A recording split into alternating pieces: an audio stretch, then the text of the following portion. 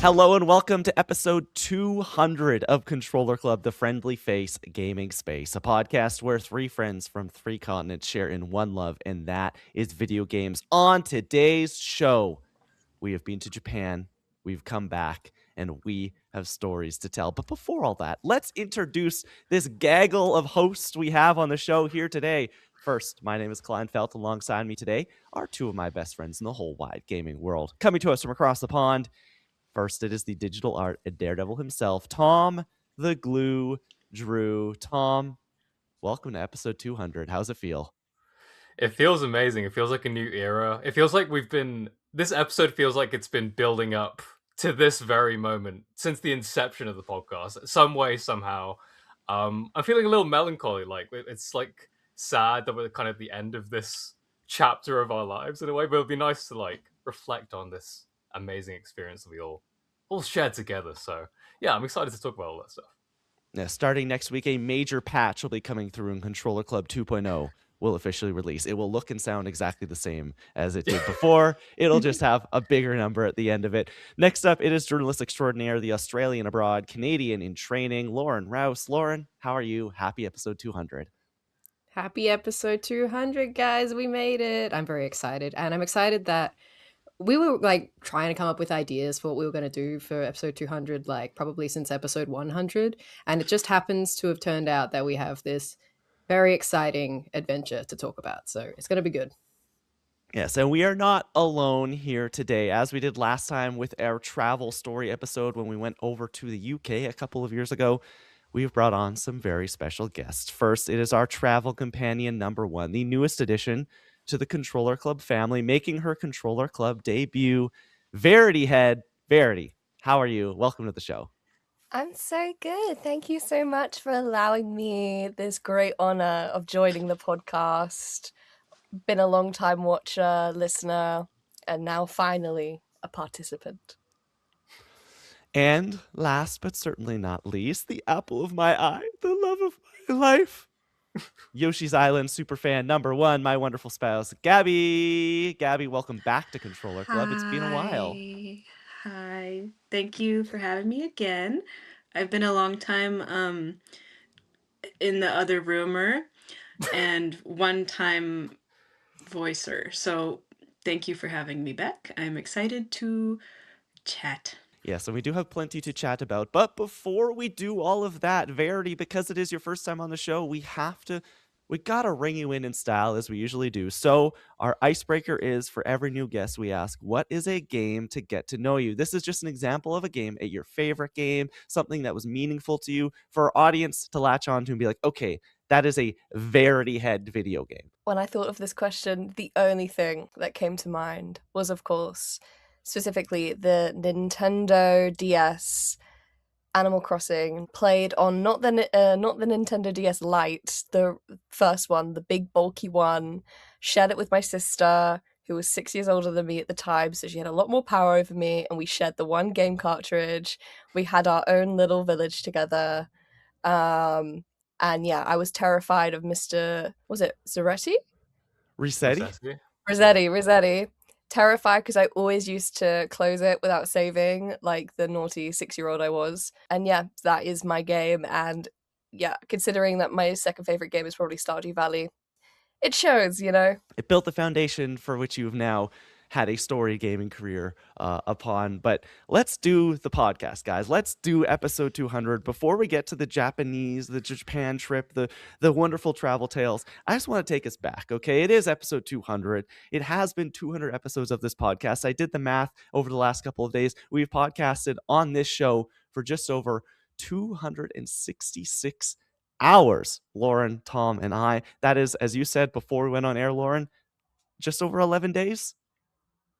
That's wild. 11 days of just us three sitting in this StreamYard window, hanging out and chatting, which has been a lot of fun. And yeah, 200 episodes. It's been an absolutely wild ride. I don't know if the two of you, Lauren, Tom, have any words you want to share, any thank yous. If not, we can just get into it. Oh, I'm not thanking either of you. Oh, great. Are you thanking anyone? Just yourself? The fortitude that I had to wake up at 6 a.m. for a good 100 episodes of the podcast. And apologies to who I was back then. Damn. This is the better Lauren She's we still have in now. there. She's She's yes, somewhere. the You old could come Lauren back. is still in there. She could make We an saw her in appearance. Japan once or twice. Oh yeah. Yeah. I just want to point out as well that that number doesn't. At least I don't know if you like include this as well, Klein. But like that doesn't include like live streams we've done, like extra content that we've put out as well. Oh Like the yeah, if you include interviews, the all Game that Awards, stuff. that's another 10 days. Honestly, yeah. So we have put a lot of time into this thing. And yeah, I mean, I can ask for any other two lovely co-hosts to do this show with. It's crazy that we're here, and still doing it, still killing it. We're 266 subscribers deep at this point, but you know, We just it's took been a over. fun We ride, just so overtook the other controller club on YouTube, which was a big deal. We we're now have the taking them number one down. spot.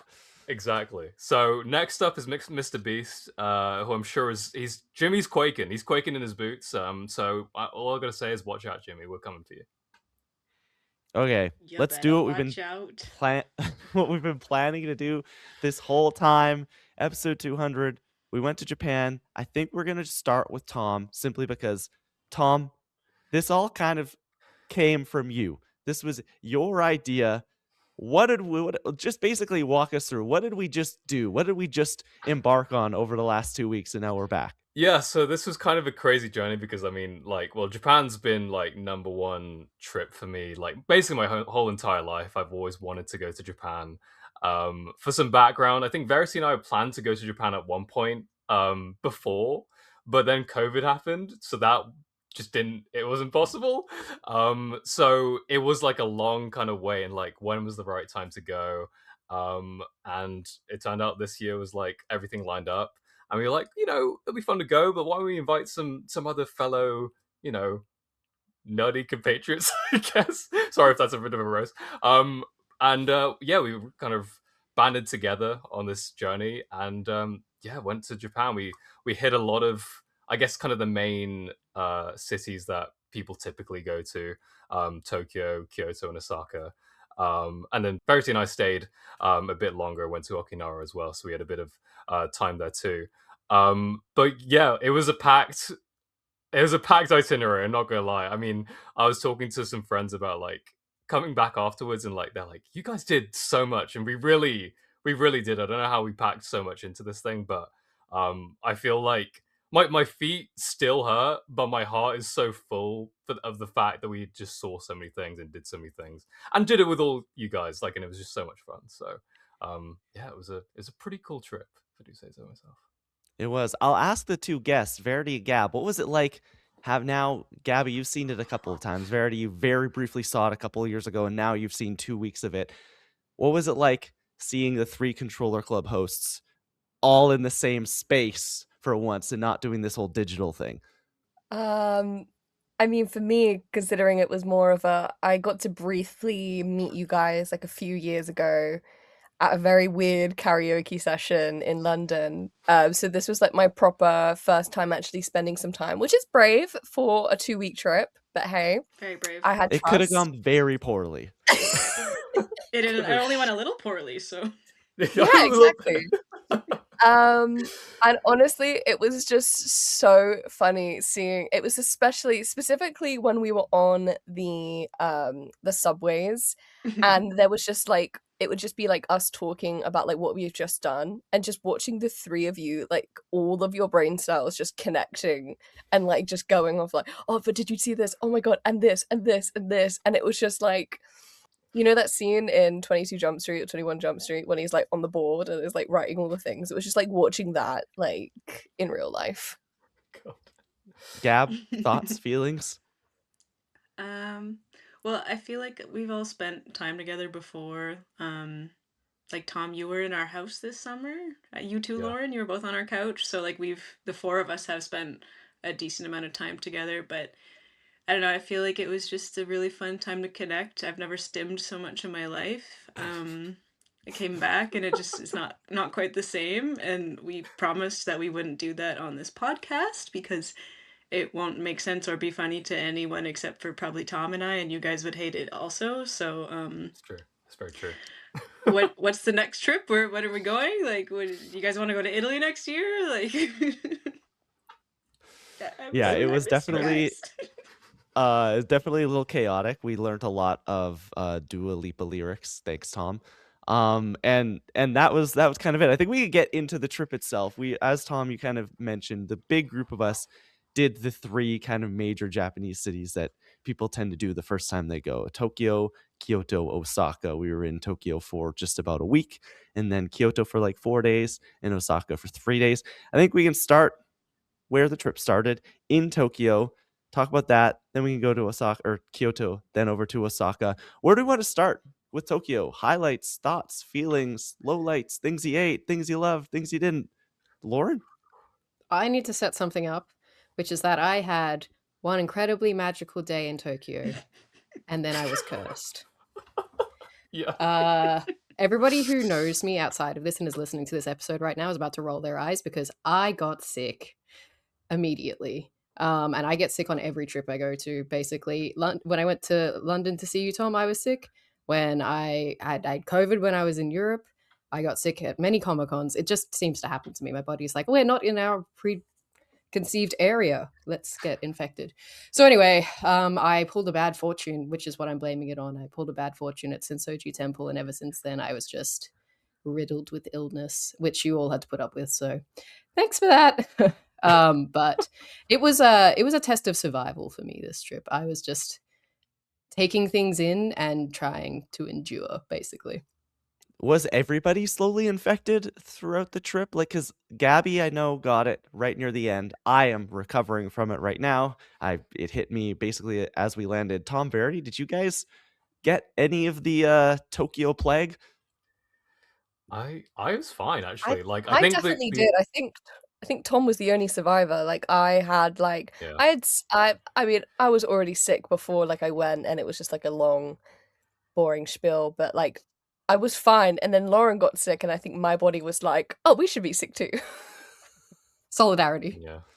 Honestly. It's safe to say that I was the one that was kind of like pushing on in terms of like any sickness coming my way. I was like, no, I'm not. I'm just going to ignore it. My feet hurt. I'm not going to do that. And I think it was just like pure adrenaline hitting my body like jet fuel. And it just kind of pushed all of that away. So I've been pretty lucky. Like I didn't get affected by the jet lag that much. I didn't get sick. But I am suffering now in terms of like the jet lag. It's pretty bad. It's pretty bad right now. But other than Worse that, on the way back. Much worse on the way back for us too. yeah. So it's tough, but yeah, I'm lucky to say that. Well, I did pull the best fortune at Sensoji, so I think that maybe helped me a little bit too. But yeah, I was mostly fine. Do you think that set up the Japanese trip of a lifetime, Tom? Do you think that good fortune on day one really just like, set the pace for the next 2 weeks or 3 weeks for you? I mean, in terms of me finding a lot of things to buy, yeah, for sure. Yeah, sure. And you But sure yeah, did find a lot of things to buy. found a lot of stuff, and you guys found some stuff for me, and I picked that stuff up too. But no, I think that kind of the trajectory definitely helped me along in terms of that fortune. So thanks, then, Soju Temple. You set the trip up for me quite nicely. You a We real should one, set up as Sensoji well. Temple. Yeah. We should set up as well that Tom has a mystery budget that he had for buying things in Japan, and we are not privy to that, but we're hoping to find out by the end of the episode. No, he stuck to it though. Every time we asked, we're still Did within he? budget. We're Don't in the worry. budget. We don't know were what the we were budget gone for a was. week. I think the budget was like jazz. I think the budget was Infinity. ever changing. It was evolving. Speaking of evolving, we saw a lot of Pokemon stuff, which was what Tom was spending a lot of money on. And we obviously, being in Japan, being a video game podcast, we had to go do all of the video game things. And in Tokyo, one of the highlights for me of the trip, the place that felt like I was making my video game pilgrimage, was going to Akihabara. I heard so many stories about going to Akihabara, and seeing Super Potato specifically, and looking through all the retro games, and that for me was just it was one of the first things we did. It was, I think, either day 2 or 3. It must have been day 3 because you guys were in Disney on day 2, and it was just like so special to be walking through those streets, finally being there, and it blew me away. I tell everybody since we've been home, just like any secondhand store, whether you're in Akihabara or any other district, just the stacks and stacks and stacks of retro game stuff, books, CDs, DVDs. No one over there seems to throw anything away. Do you want like 36 Game Boy Advances? You could find them at like your local thrift store or in the box GameCubes, GameCube games, PlayStations, like dating all the way back to I guess the Famicom over there, so NES, and that was just like so cool to see, and it really started in that Akihabara day. I don't know if you guys had any Akihabara stories you wanted to dive into, but for me, it just kind of like it blew my mind walking into one of those stores for the first time and seeing just like this shelves and shelves and shelves of stuff. Yeah, I think like it was just kind of overwhelming, like how much, like you said, the quantity of stuff that they had, and for like reasonable prices for the most part too. Obviously, there were things that were like way overinflated, like a lot of the Pokemon games, which we'll get to, I'm sure, that we picked up. But like a lot of the stuff was like very affordable, and very like for like stuff that was pretty like rare in the grand scheme of things. The one thing that um stood out to me in terms of like the gaming, like thrifting and stuff. Book Off was such a great chain of stores to go to. It's basically, if you don't know, it's like a thrift store for all sorts of things, but gaming specifically and gaming like consoles and technology. They just have so much at their disposal for you to choose from. So it was just like amazing to go to like, oh, there's a Book Off here. Let's go see what they have in store and this place. Super Potato was also like really cool. I'm sad I didn't actually pick up anything in Super Potato because it was just so overwhelming and they had so much stuff. But yeah, I was just blown away by like everything they had on offer over there. I bought a book at Book Off, or not Book Off, at Super Potato. Did I buy a Which book? video game?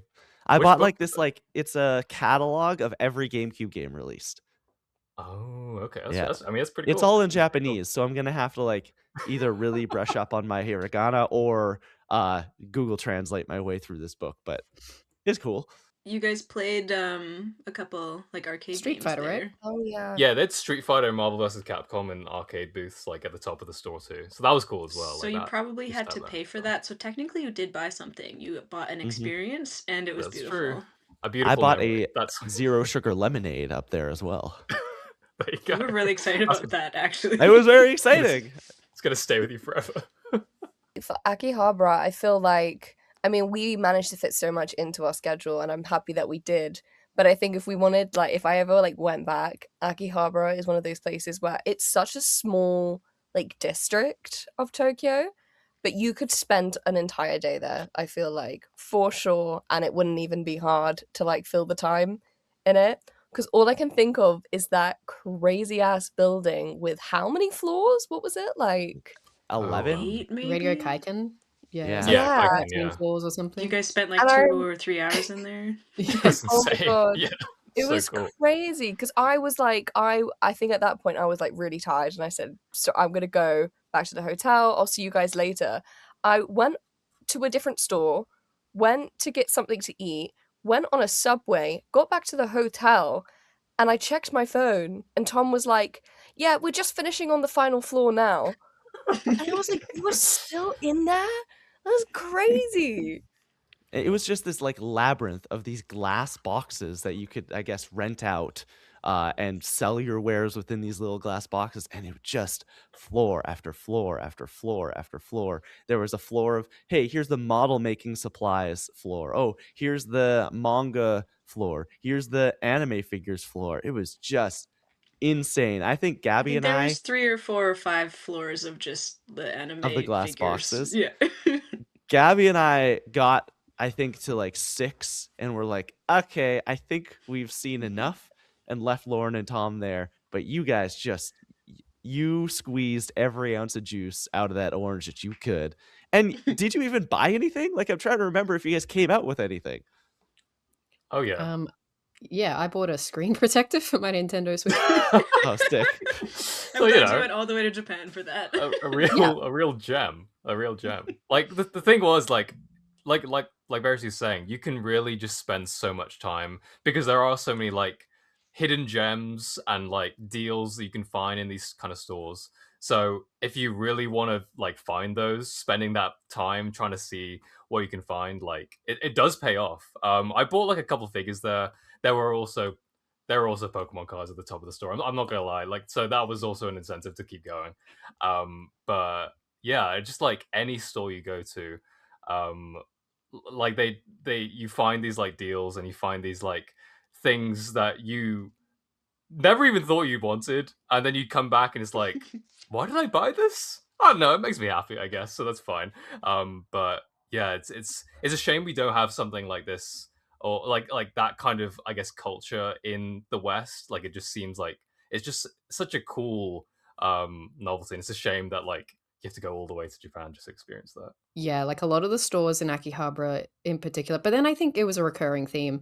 They're kind of like the TARDIS, where you think you're going in and it's just the store that you can see, and then you realize there's actually 10 other floors, and you're on the escalator for a year and you entered another realm.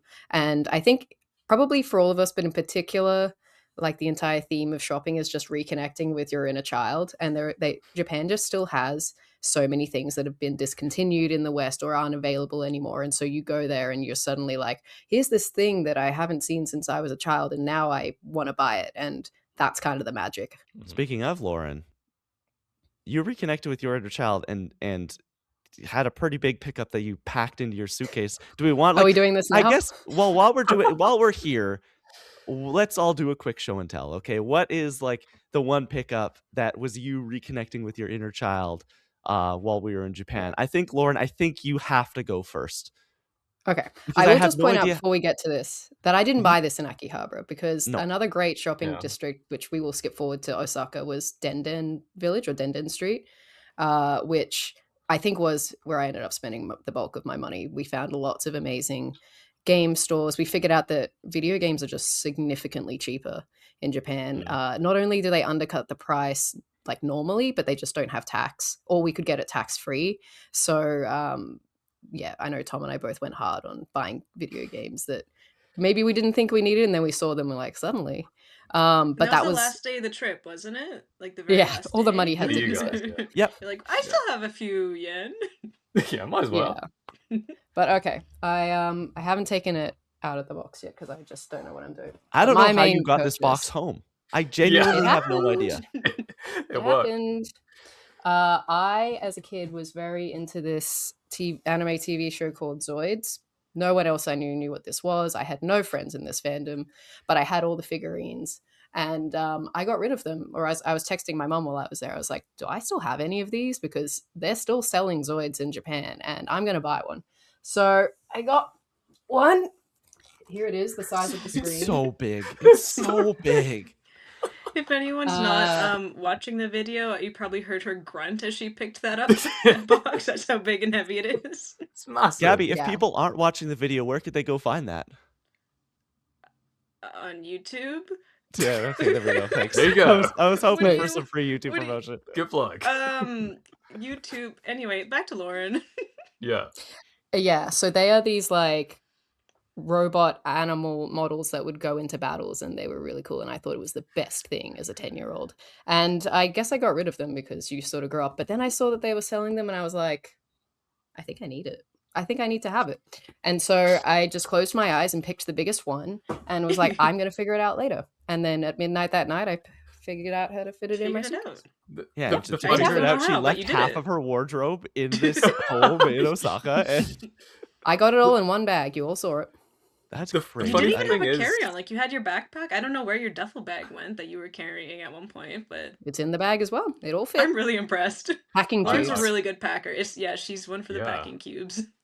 Can't believe it. It's funny because like when we were in Akihabara, we saw a bunch of Zoids, and yeah, Lauren I was think like, they were built. They were like on display. yeah, they were built, and you were like, if there's a small one, I'll get one. And this is the whole thing you were saying throughout the whole trip. It's like, if there's a small one, I'll get one. So it's just funny to get to Osaka, and it's like, you you decided on this one. I'd gone and done some Pokemon card stuff. I come back, and you just have the biggest one I've ever seen in my life. Yeah. It's impressive. I mean, props to you for managing to get it back. Well, I was standing there and they had all these different ones. And the one that I wanted, they had in a smaller box. I was like, well, what's the difference? Is it just a smaller version of that one? And then a nice man told me, no, that's just the armor for it. The actual like build is not in there. And I was like, well, I have to get the big one. I like that now Lauren, who is visiting another country unpermanently, who knows, you're in Canada for the next couple of years.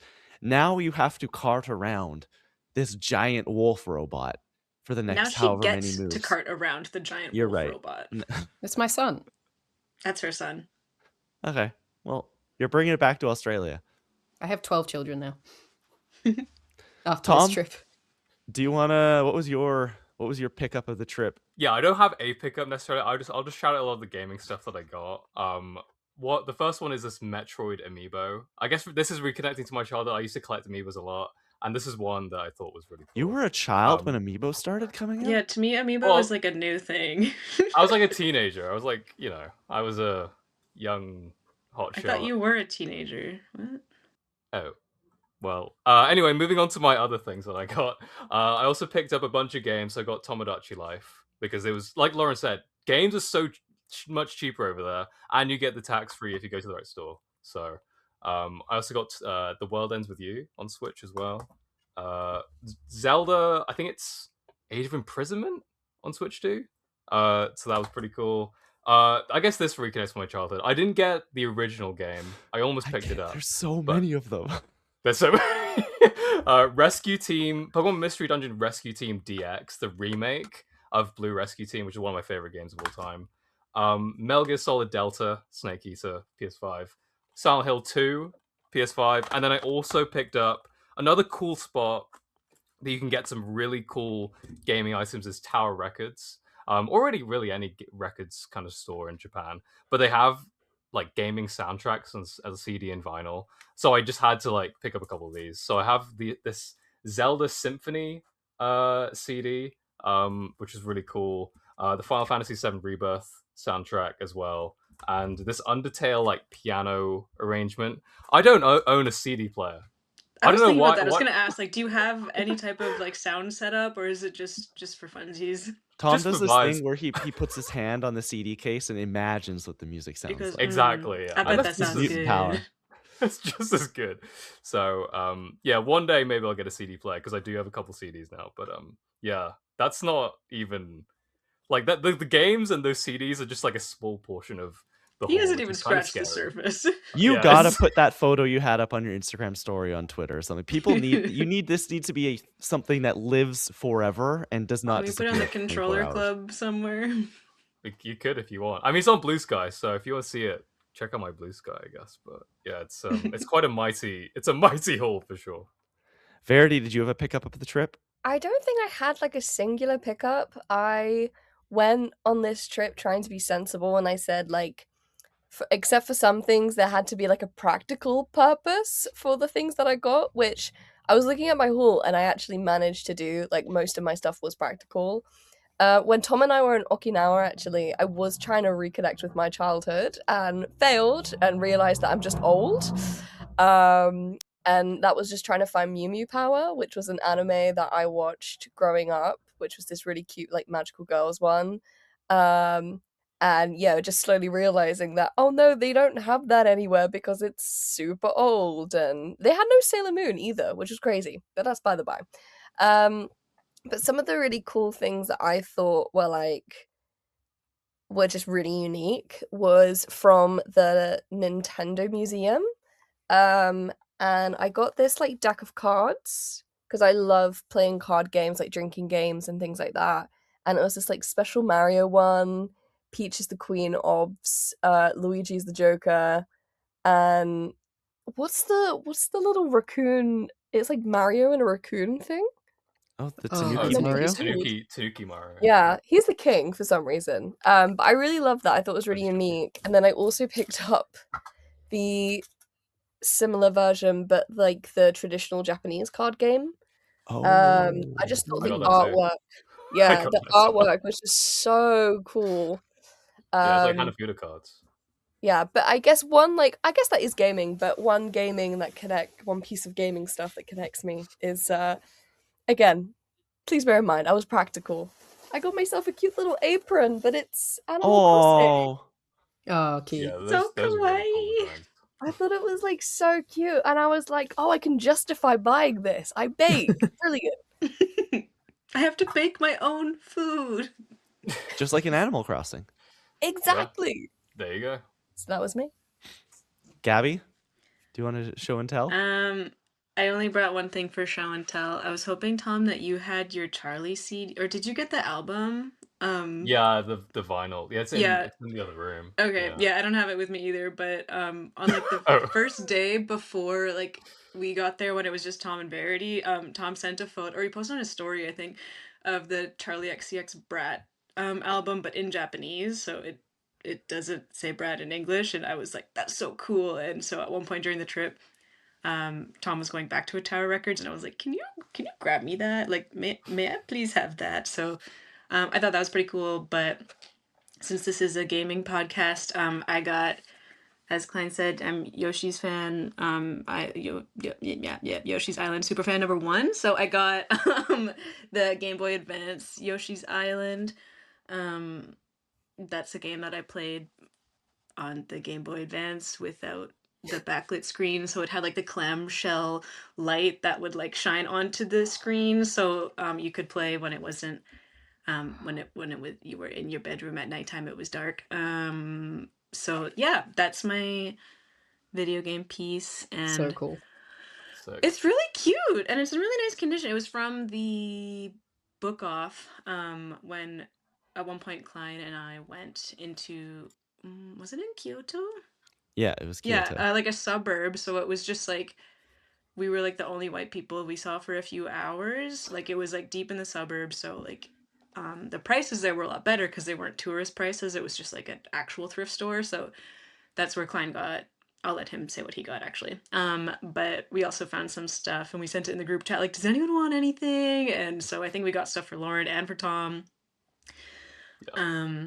But yeah, that's pretty cute. I re-downloaded or I got the game on my Switch to play with just like Nintendo Online. So I'm not actually playing the real version in the box that I have right there, but it's good. But you can pretend. But Yeah. you could I'm playing a game, so that's pretty impressive for me. you could play Yoshi's Island because as you teed up, I bought a Game Boy Advance. Game Boy Advance SP. I never had one of these. I had the original Game Boy Advance, but I've always was jealous of the kids with the clamshell, so I got one of those. That's the only thing I have with me. I also have my little Dragon Quest slime I got out of a gachapon machine because he's just adorable, and it took me You got it from the claw machine. the claw machine. With Sorry, not skill. the gachapon Yeah. machine. Yeah, it takes It took skill. skill. It's something that Tom does not have. No. And I also Yeah. got a few other like gaming pickups as well. I bought I wish I'd grabbed it. A copy of Pokemon Green in the box, which was I have my very red cool. right here. Yeah. You got me too. Mm, So Oh, cool. looks so good. cool. So cool. I got a couple Game Boy Advance games, just like Gabby.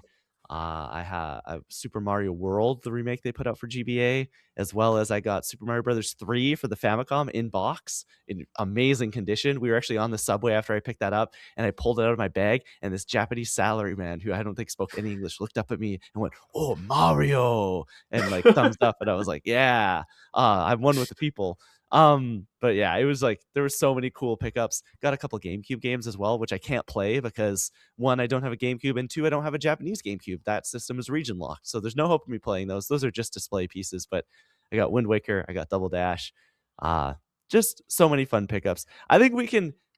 Wait, Klein, can Yeah. you just play the sound from the Game Boy Oh yeah. Okay. for the listeners? Volume So up. You gotta satisfying. prove it's real. Everyone, silence on the set.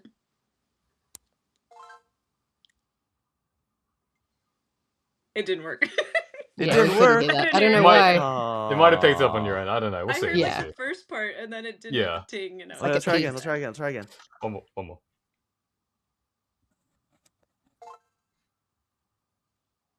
No, it cut Wow. off. Too I wonder if powerful. it's It's too too powerful. high. Oh, Maybe. wait, It is do too you powerful. have the keychain?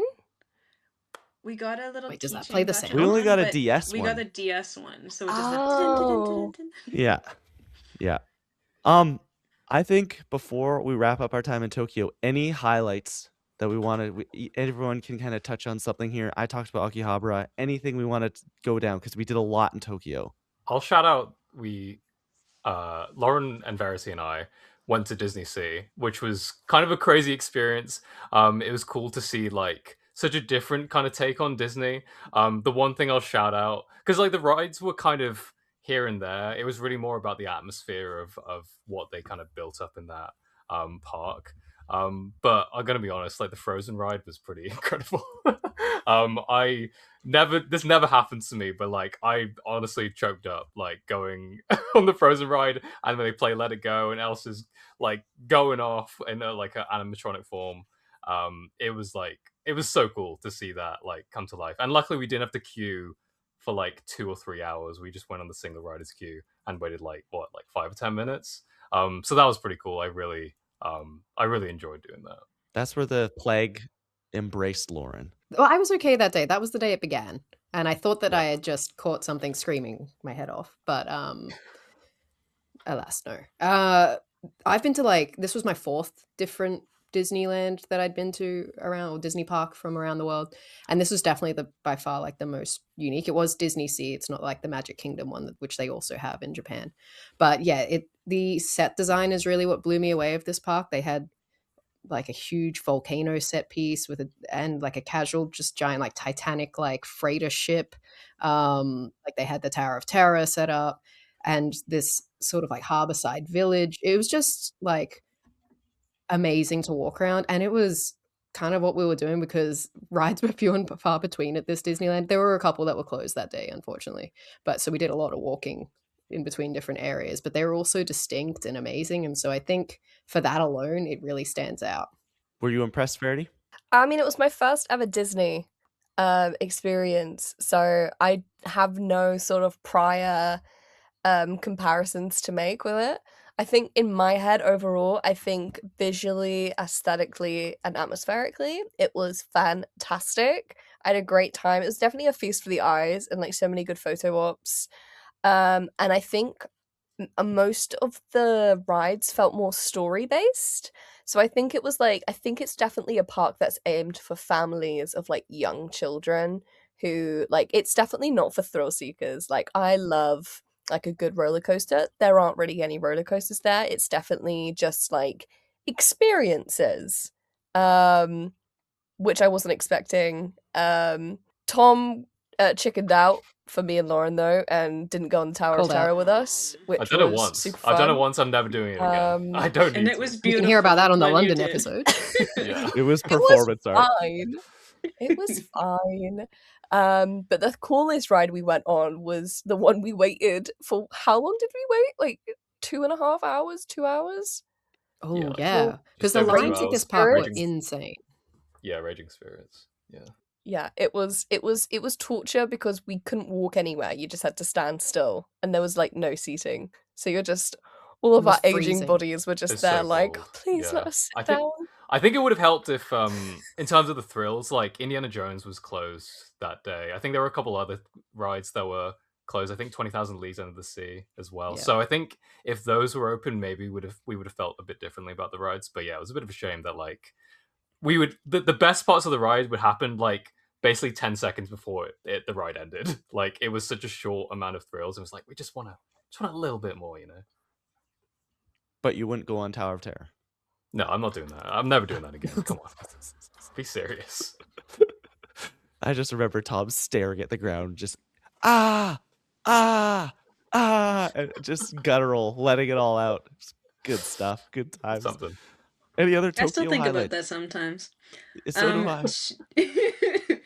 Yeah, so the day that those cool cats went to Disney Sea, Klein and I went to Shimokitazawa, which is this kind of like vintage and like kind of trendy neighborhood, because I really wanted to do some thrifting, to buy some clothes. I don't know if you are watching the video again, but I've got lots of clothes here. I'm a vintage person. Anyway, so it was just this Makes really you sound cute like you're neighborhood. old.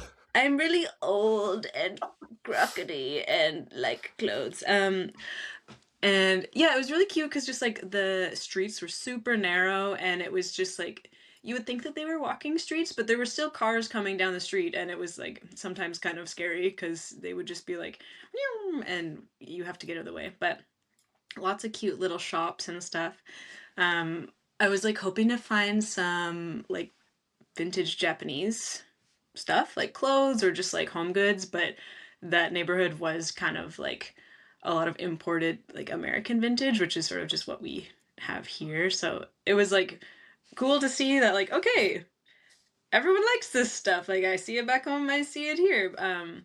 But it was just like a really nice day to kind of explore a different kind of neighborhood compared to like the, I guess, like Asakusa and like downtown neighborhoods that we were in Tokyo. Some of the other things that we did, we explored. We went and saw Mount Fuji, which was very cool. Hakone, so we weren't right up against the mountain, but we were close enough up in the mountains. It was beautiful. It was nice to get into the fresh air after being in the city. And we did a baseball game, which if anyone listening to this is using this as a way to plan your Japan trip, put Japanese baseball at the top of your list. It was one of the highlights of the entire trip. It was so much fun. Just the energy of the crowds, the game was good too, but just like being the drinks there, are really cheap. the drinks are really cheap. It was an absolute blast. I loved going to the baseball game. I don't know about you guys. Yeah, I mean It the was fact that Trey awesome. the I fact that was Trey about to- Cabbage got a home run for the Great Giants. I cabbage. mean Our that guy. our man Cabbage, he really took it. Like Our it was man just it was Cabbage. so fun. It was so good because we've been to a couple baseball games like kind of in North America, but I don't think I've experienced something just so I'm not saying this in a bad way. It's like it was like so efficient. Like they would do an inning and then they would do a little show and then it's back on and then it was just like it was so frenetic and like yeah, it was like I know I didn't really have any expectations for it, but it was genuinely one of the highlights. It was so much fun. It was just so wholesome. Like all the fans were Yeah. just like Yeah. really, there's no booing. Like everyone was just like really nice and they all knew all of the songs. They all had different like lyrics and chants to every different I was going to say character, player, and like instead of the 7 inning stretch, they had a different thing where there was like they had like these little umbrellas and they were doing like a dance with them, and it was really good. I would definitely recommend. And I think per person it was something like 2,400 yen, which translates to about like 20-ish Canadian dollars for like Major League. That's crazy. Yeah, it was great value for money. But as well, like the one thing I loved was the sections, like the dedicated fan clubs for each team had like a proper like people with trumpets, tubas.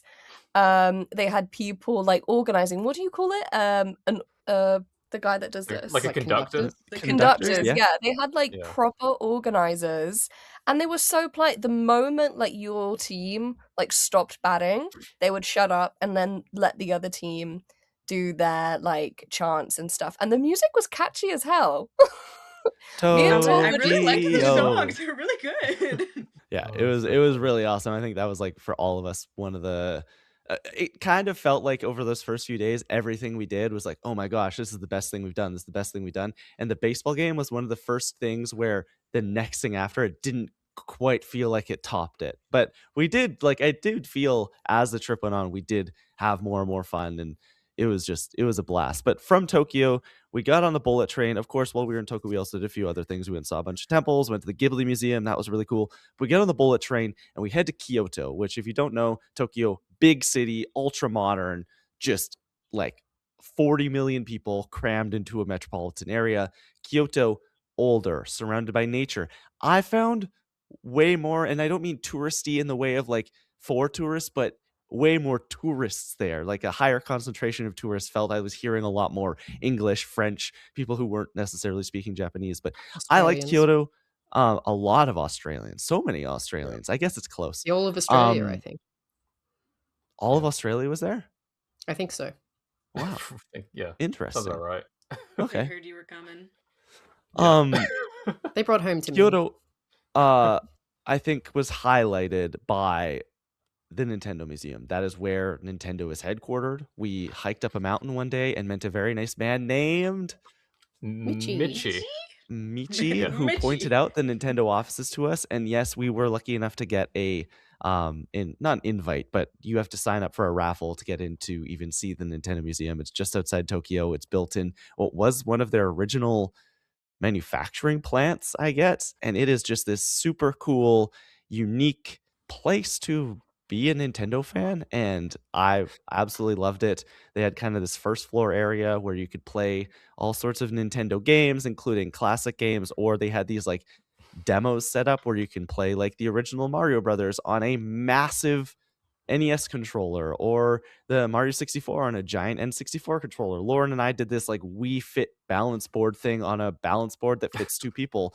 And then you go upstairs and it's just, that's where the museum part is. And it's, hey, here is every console. Here's all the notable games. You can kind of walk through it. I can see some people leaving and being kind of like disappointed if they don't have a ton of history with Nintendo, but I could have spent all day there.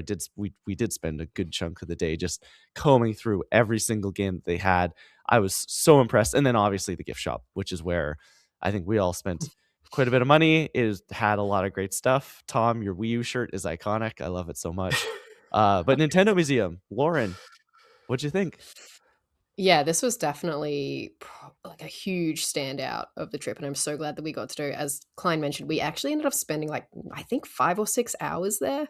Like we were just in heaven, particularly the three of us. And like I don't have as much history with Nintendo as you two do, but even for me, like just seeing like the Game Boy stand or like the Wii stand, the things that I did actually have throughout my life, and just reconnecting with those moments was so amazing.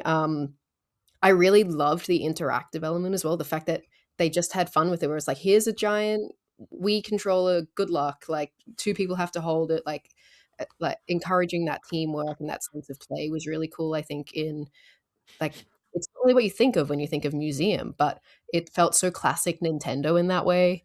So that was really fun. Klein and I absolutely crushed it at the Wii balance board. Like we were, I think, like double the level of the people who were ahead of us. Like we were in sync, which was really cool.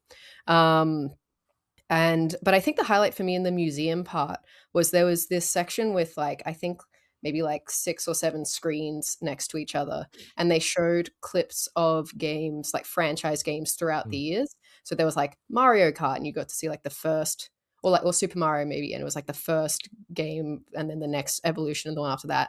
And I just sat there for like I don't know 20 minutes looking through every single franchise. They had like Metroid, they had Pokemon, they had Zelda, and like watching how the games had progressed over the years and what they'd done with each evolution. That was like really, really cool to me. It encouraged me to like look at games that I hadn't considered before because I just hadn't seen them in action.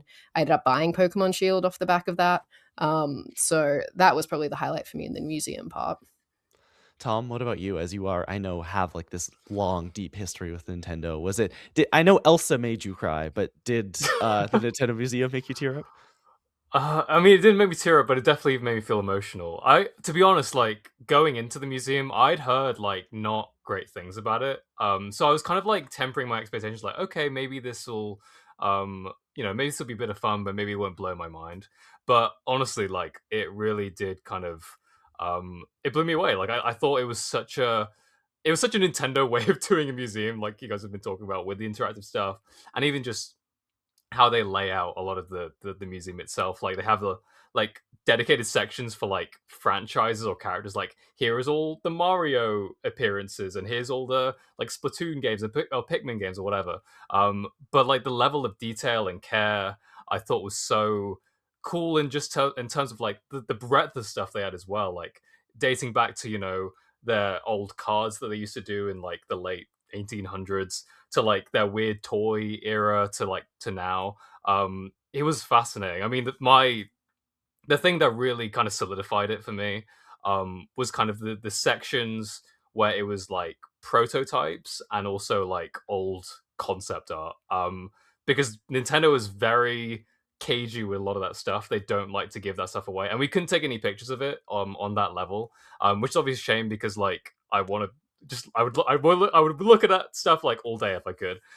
But it was so cool just to get the privilege to see it, like seeing the like prototype for what they wanted the Switch to be, which was essentially just like or was it the Wii U? Like I think it was just like the screen with the Wii remotes like attached to it, which is so cool to actually see in person. And then all the concept art. I mean, there was so much gorgeous stuff. Like there's some freaky Pikmin concept art that really stands out to me though, like where the Pikmin look kind of evil.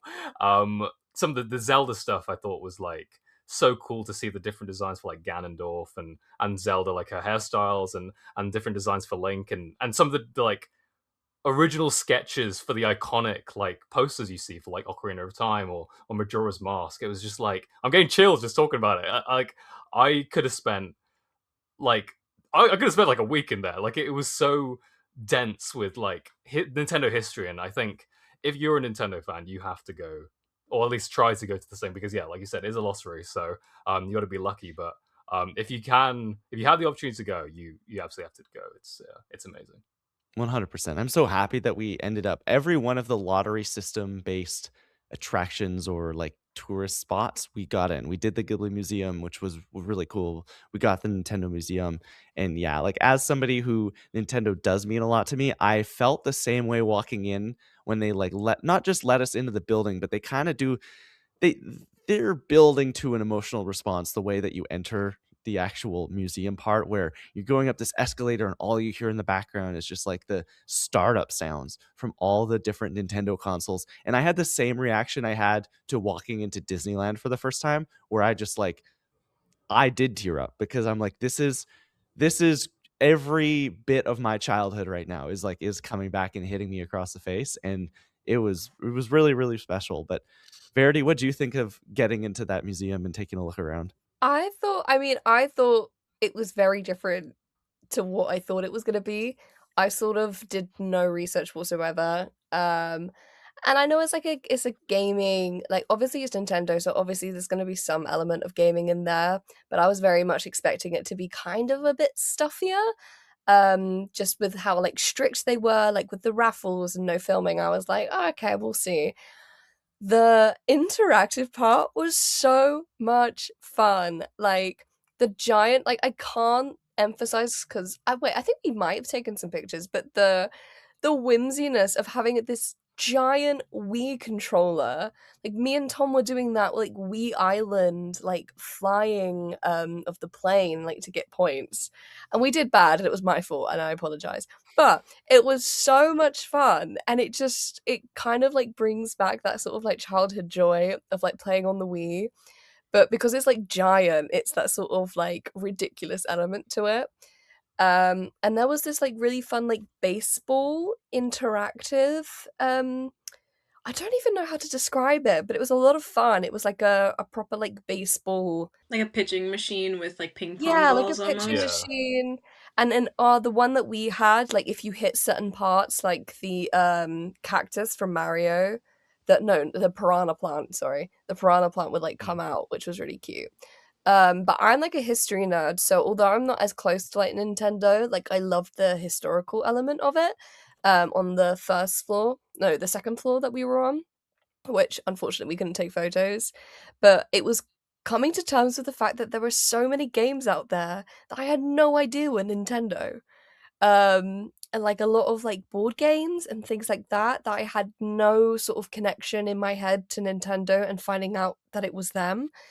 And I also loved looking at like a lot of Pokemon and Kirby games, which were exclusive to either America. They were like, oh, this was a game that was only released in America, and this was a game that was only released in Japan. So it was seeing things that like my eyes had never laid upon before. So yeah, I thought, especially as like a non-fan, I think like if you're not as close to Nintendo, you'll still have like a fantastic time, I think.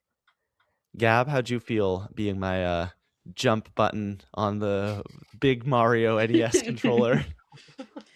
Yeah, that was lots of fun. Like it to play the interactive games on the first level, which is where we were allowed to take photos. So I have footage of Klein and Lauren crushing it on the Wii balance board.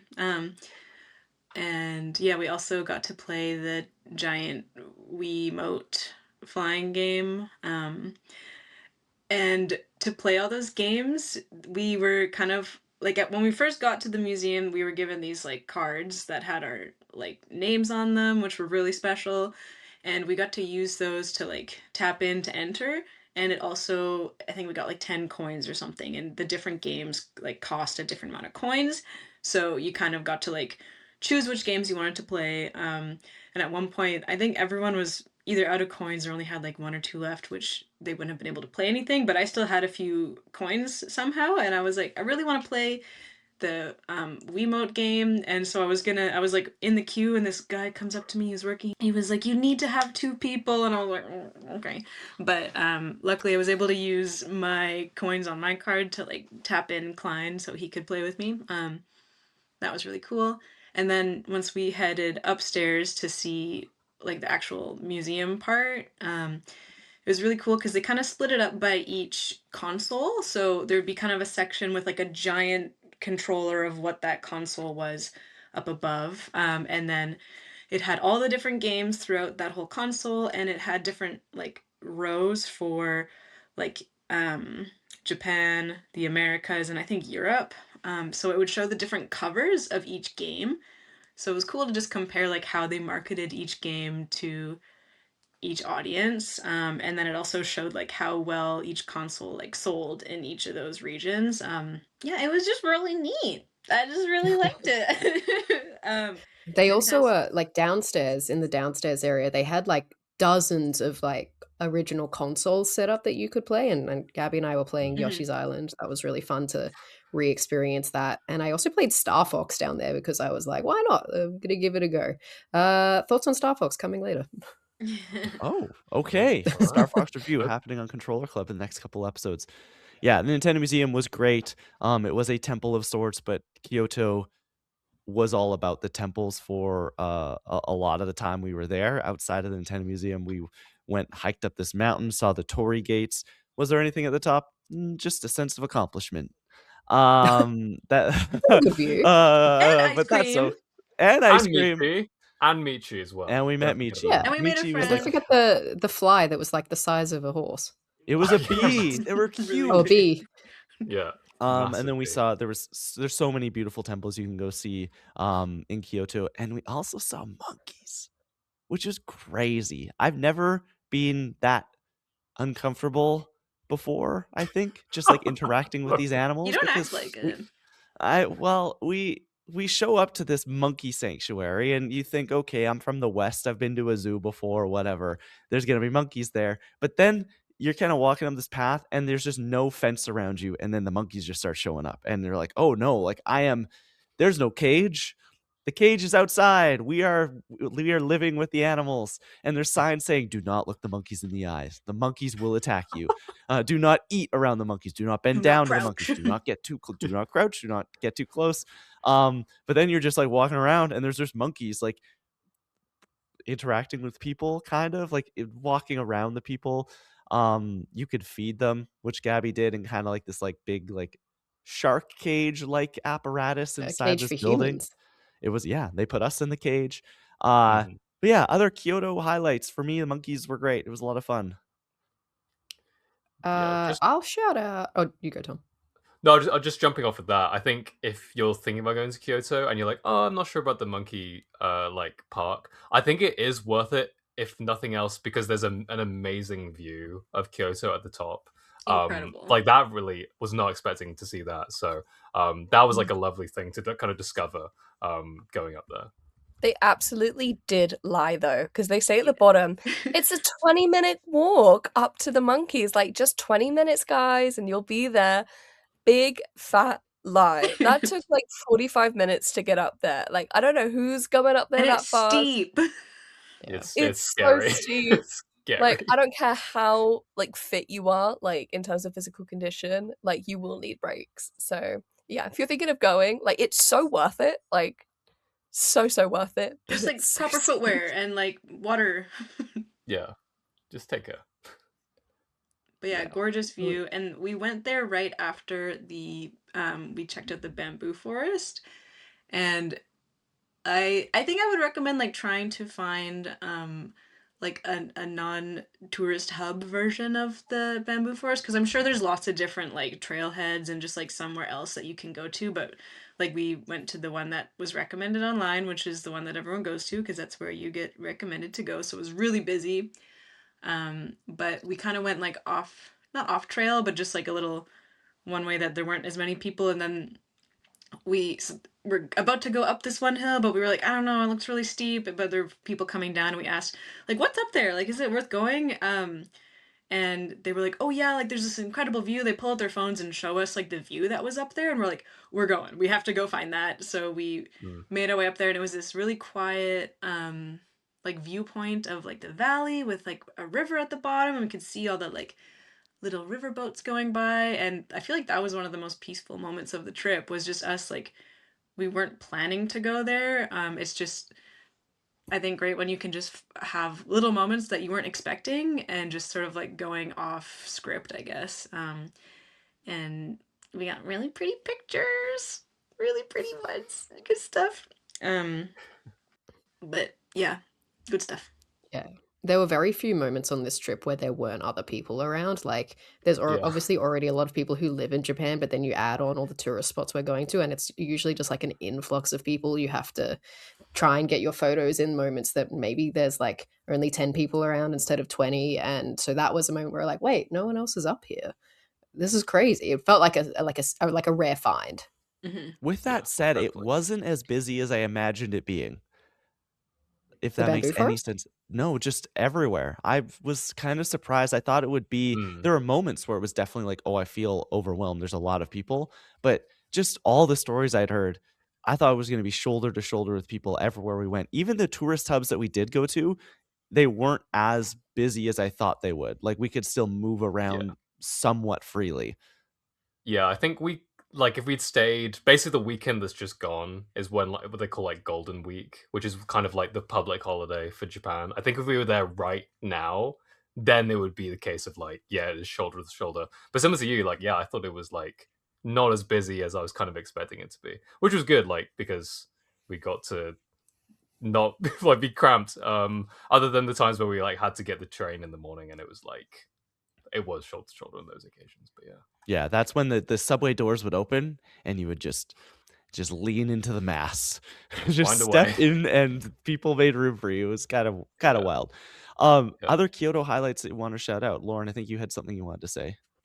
Yeah, I just want to quickly shout out Team Lab, which is something that everybody sort of talks about when they go to Japan. It's this kind of visual feast for the eyes where you go into these interactive rooms full of lights and colors and sounds, and they have all sorts of like crazy innovative ideas that you can experience, and they have them in Tokyo, Kyoto, Osaka, but we just kind of on a whim decided to do it one night in Kyoto. Like Tom Verity and I went, and this ended up actually being one of my highlights. I didn't have many hopes for it, but ended up spending like 3 hours in there. I think I stayed even longer than you guys. You went off for dinner, and I was just like, I have many more things to see. I went down the slide twice, but yeah, it was just like every time you turned a corner, there was something new and exciting and kind of strange and creative, which I thought was really awesome. There was a room where you kind of lined up and you got put in these big gum boots and walked through what looked like liquid gold, and you look kind of silly when you're doing it, and they were saying like if it gets on your clothes it is not coming out, so be warned. And we were all a little bit nervous about that, but it was such a surreal experience walking through it, and like you're just not going to get that anywhere else. So I thought that I was like a really cool afternoon of just doing fun wild things. So would recommend Team Lab, and in particular the Kyoto one, because they're all very different. There's one in Osaka that's more outdoors. I think the one that everyone talks about is the one in Tokyo, but I'm not sure what that's called. But I thought this was a really good one. It just kept going with so many new experiences. There was like 3 or 4 floors of things to do. Yeah, it was crazy. Like that every like room had such a like weird, unique idea that you just like weren't expecting at all. There was one that made me very motion sick. It was kind of like this spinning like galaxy on the roof. We were all kind of sat down, and I was kind of like, I'm gonna be sick if I don't leave right now. But it was cool. There was like the one that stood out to me is like I guess it was like was like balloons or something, and they were Yeah. kind of like swirling around, and there was like this tornado of balloons. I made the joke that it's like like the tornado that killed Ken and Man of Steel. But it was just like such a weird kind of idea that they threw together. So yeah, it's definitely worth a shot. Is that it for Kyoto? What else we do? Cooking class. Lauren, Gabby, and I did Yeah. that. That was a lot of fun. Made a friend there. Shout out Millie, traveling for a year. Still, I'm living vicariously through her Instagram stories. Had some good food. Uh, there was good shopping in Kyoto too. I really liked our time in Kyoto. But after a couple days, we then once again got back on the bullet train. And if you don't know, bullet train from Tokyo to Kyoto about 2 hours. Good stuff. Lots of time to go really fast, and you go really fast. I looked it up yesterday, 285 kilometers to 315 kilometers an hour. That's very fast. So we're like, oh, we'll get the bullet train from Kyoto to Osaka, not realizing that they are very close, and it was like 13 minutes. I think Yeah, 12 we like minutes. sat down and got back up again. Yeah, It was very short. like not like barely enough time to even have breakfast. But we did that. We get to Osaka, and Osaka totally different than Tokyo, totally different than Kyoto. Lots of neon right on the ocean. It's got water kind of flowing through it in these like nice little canals. This is where we met up with another friend of the show, the Direct's very own Aaron, who I can never pronounce his last name. Do you, either of you want to try? Mereklinaler? Sure. So We'll go with Aaron, it. Aaron from the we direct. met up Aaron with from Aaron. the Direct, Yeah. which was very cool. And we hung out with him in Osaka. We saw lots of very different things, ate lots of food in Osaka, went to a Nintendo store, another Pokemon Center. We have not mentioned the Pokemon Centers, but they were plentiful. Tom, I'm sure, went Pokemon card shopping at some point. I'm just trying to remember when in Osaka. Oh, yeah. Oh, Den Street for Street. sure. Yeah. Osaka, stories, highlights, things they liked, things they didn't. Yeah, well, I mean, I'll start off with talking about Aaron. Like, it was just like amazing to meet up with him. Like, he was so nice. Just showing us around, like you mentioned, Klein, like the Nintendo store, Pokemon Center, just showing us all the nooks and crannies. Because yeah, he's been to Japan a couple times, so he kind of knew kind of the spots that us nerds would want to see, basically. But yeah, that was just like special time because he joined us for like a good amount of the trip as well. So that was cool. But I guess we could just talk about the Nintendo stores and Pokemon centers in general. I think I don't know. Maybe I'm wrong, Verity, but I think I counted that we hit like 6 of them. The Pokemon centers like across Tokyo, Kyoto, Osaka, and Okinawa. And they are, I will say, they're all pretty similar in a lot of ways. Like they do have a lot of the same similar things, but they do have some exclusives. But it was very cool to see some of the stuff in comparison to like for example, what Verity and I have gone to the Pokemon Europe International like championships they do in London.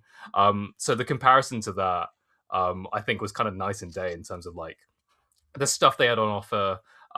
Just the whole vibe, everyone was like really nice, and they play the Pokemon Center theme and stuff like that. But Verity, do you have any thoughts about like Pokemon Center / Nintendo stores? I thought first of all it was heaven on earth.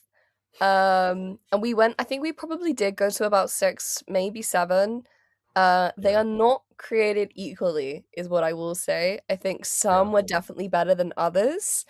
I think I'm gonna give a shout out to the one we went to in Okinawa. That was by Yeah, far that was- my favorite, it was for sick. sure. They had a giant executor. The one with the long poultry. neck specifically. Yeah. It was so cool, but also that one was like so spacious. It had so many things there. It also had the exclusive Okinawan Pikachu, which I did cop. Oh yeah, anyone who's going soon to Japan and looking for an exclusive at one of the Pokemon centers, I wish you the best of luck.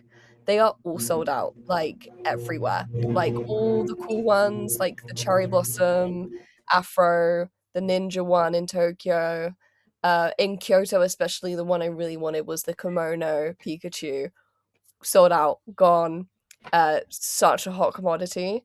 But it was a night and day difference between like the Pokemon Center that we get in London every year for EUIC and just the products that are available and the price difference. Like I understand with like importing there is going to be a difference in price, but like you cannot wrap your head around how much cheaper it is in Japan. And it makes sense because it's like made there or like at least made in China, so it's like easier to get across. But like the and that price difference defeated us. I feel as though it really did defeat us and our wallets won. because we were like, this is a great deal. It's a great deal. We'll get it. Can't not No pick it up. Pokemon cards though. Yeah, it's cool, man. It's fine.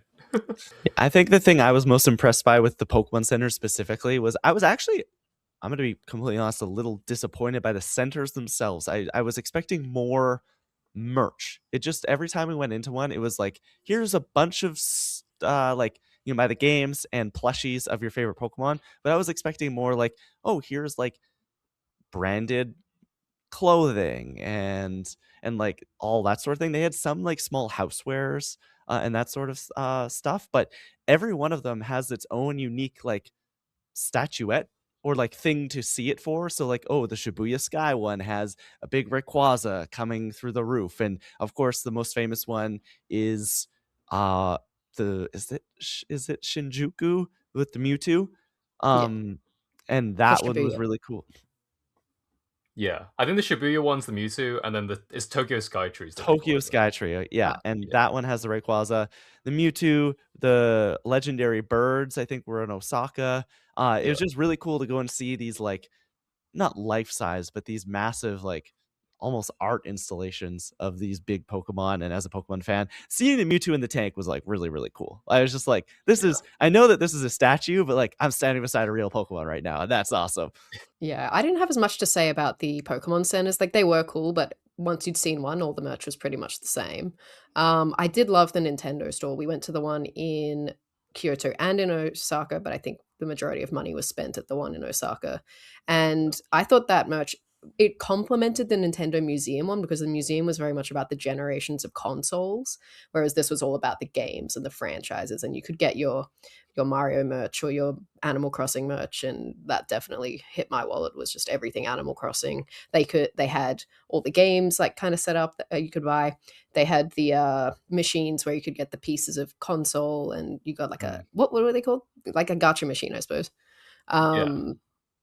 Yeah, like I thought the Nintendo store was very cool. Yeah, I liked the Nintendo stores. They had what I was looking for from the Pokemon store. It's like, hey, do you want like a nicely made, mostly like not too obnoxious, like clothing and like the apron you bought, Verity, and there was dishware for all your favorite franchises. It's just like so much nice stuff that didn't feel like tchotchke or cheap or like a tourist trap at all. Like I've got a nice Mario sweater that I wish was just a little bit bigger, but that's okay. It's fine if it's fine. And It they was had really affordable too.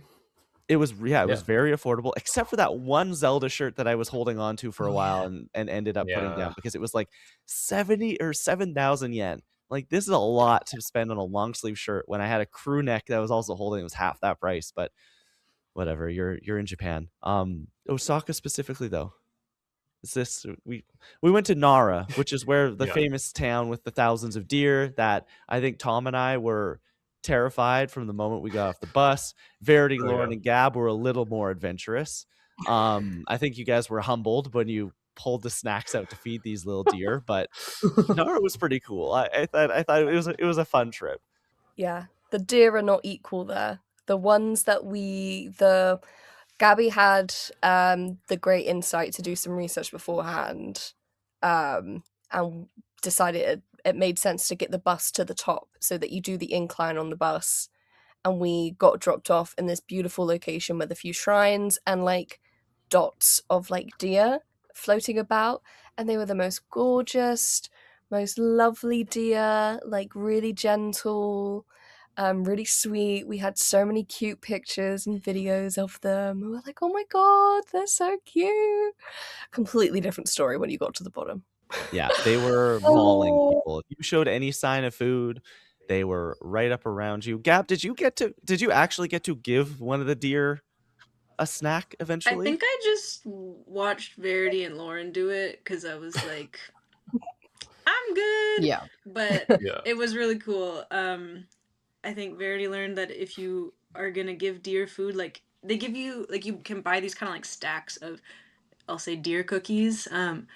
Have someone else like holding the stack, and you just have like one cookie, and they hand them the one cookie because like she was holding the stack behind her back, and she like gives the one cookie to the deer, and they're like, yeah, thanks, and then like go around her and are like Yeah. eating the whole package, and she's like, I don't know what to do. And I'm like, I don't know what you do. I'm just filming this, like. So No, they it could couldn't get help quite me there. aggressive. Yeah. I, for one, had a wholesome interaction. I humbled my deer and I taught it discipline. I said, "You will bow before you get your meal," and it did. Bow so before me. But I only had one cookie, so I was not in the same situation.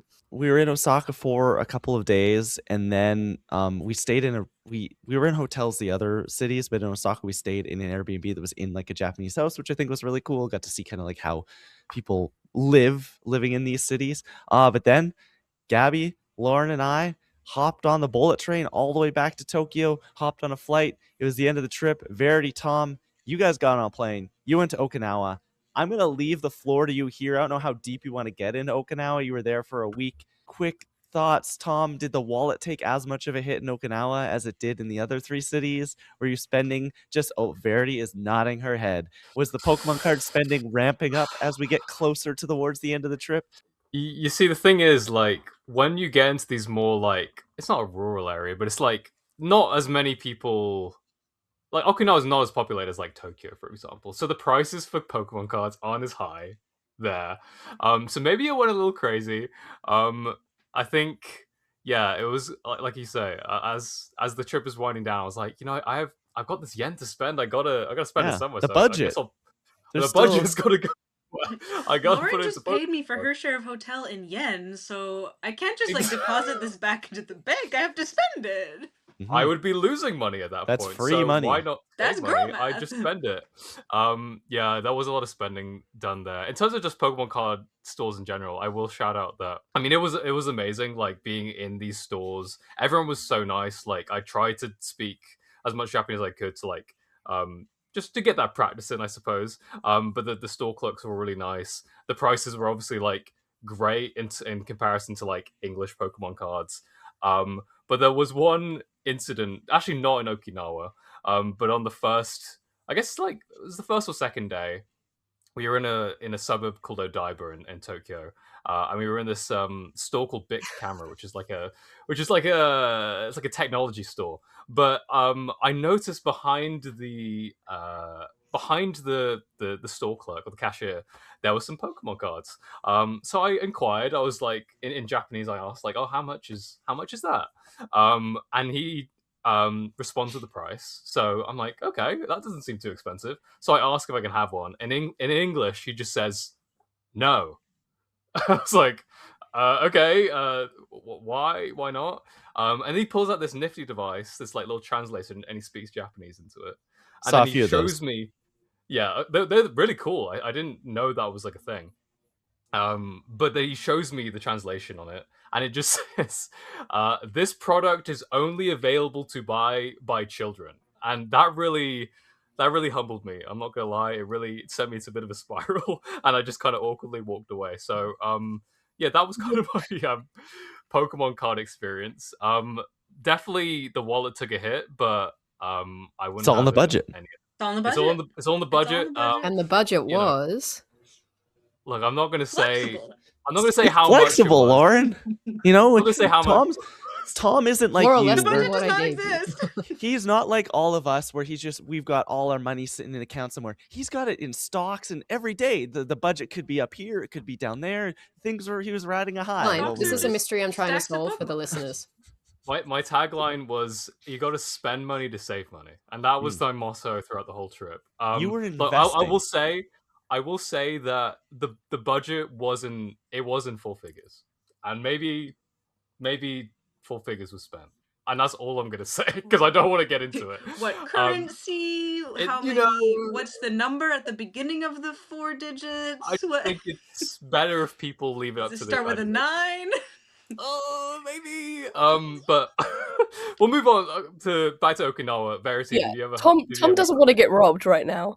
I don't want the smoke. I don't want to upset anyone. I think the funniest thing was because it was just the two of us, and we both agreed that for Okinawa we were kind of treating it as more of a relaxation part of the trip as opposed to like doing like everything every day.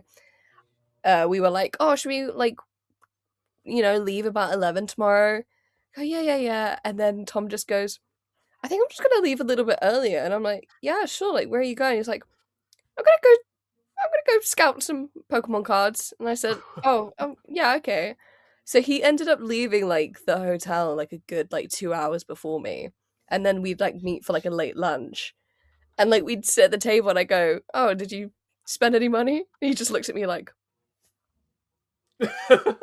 so that was like very entertaining. I think because it was just us two as well. Tom had the freedom of like no judgment, so he was like, "I'm gonna spend all my money." But then he now." knew he had to come on this show in a matter of days later and face the music.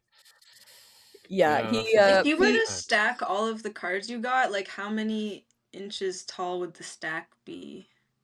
I will say it's like like about that big. Jesus Christ. Whoa. Did you It's pretty- spend it's more a on a lot. card after the Umbreon I saw you buy? I spent no. I think I spent. I What think about before? no. There was no Was the card Umbreon the most above. expensive? Yeah, the Umbro was the most expensive, but I did spend on 2 other cards that were like similar, but like not as Oh, much. okay. So Hey, you know Yeah. what? You've everyone's got their thing, you know? What's your thing? Maybe depression. one day we'll have to hold a Apparently. digital intervention for Tom about his thing, but we'll cross that bridge when we get there. You And know. yeah, so you guys were in Okinawa for the last few days. You obviously fly home this past week. Now we are all recovering from jet lag, and I think the post-Japan trip depression is setting in. I know Gabby and I, when we sat down on the plane after a long train ride across the country, then a train ride out to the airport, both kind of looked at each A other really and said, stressful train station experience. the most Yeah, 'cause- stressful situation of the entire trip Yeah. literally happened trying to find the train to get to the airport to fly home. Oh, Yeah, no. like Tokyo That's the bus. Station is honestly because like Lauren was with us. We the 3 of us took the train from Osaka back to Tokyo, and we had different flights going back to Canada, different cities. And so Lauren was like, I'm just gonna take the bus, go to the airport to get ready for my flight. But Klein and I had a couple hours before, like we had maybe like 2 or 3 hours that we could have spent just in Tokyo. So we were like, well, we're here, let's do it. So we like stored our luggage at this place, which because the coin lockers were all full, and we spent a bit of money on that, and then we like walked around a bit, and tried to go to the like um the castle, the what was it, the Emperor's Gardens. Yeah, the Imperial Castle. But yeah, the Imperial Castle, where but most of Shogun season 1 takes place. It was pretty cool. There you go. but I just like saw it on the map. I'm like, oh, we could just walk there, let's go there. And then obviously we get there, I'm like, you obviously need tickets, you can't just like go into the like Emperor's, anyway. So that was fine. And then on the way back, just the train station was insane. Like we had already bought the tickets to get on the train to get to the airport, and we figured, oh, like the gate is probably right by the Right where you ticket buy the tickets. stand. That would make sense, Yeah, right? like that.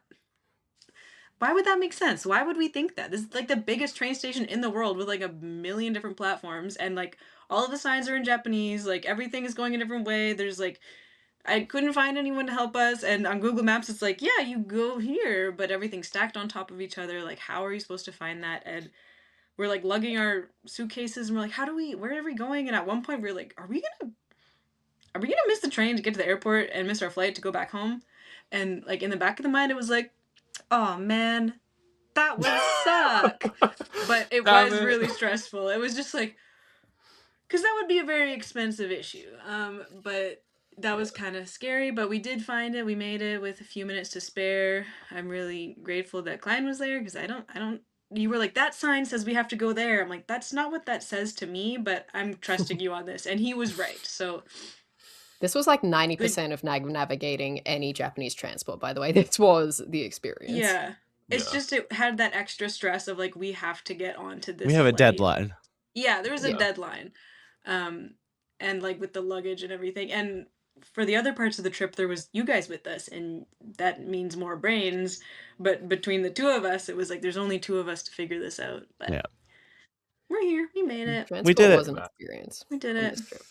Yeah, Yeah. it's that language barrier. It'll get you. And it's hard to like be able to know who to ask where to go. And sometimes Akihabara station doesn't mean the Akihabara station that you're in. It might mean the one that's 6 blocks away.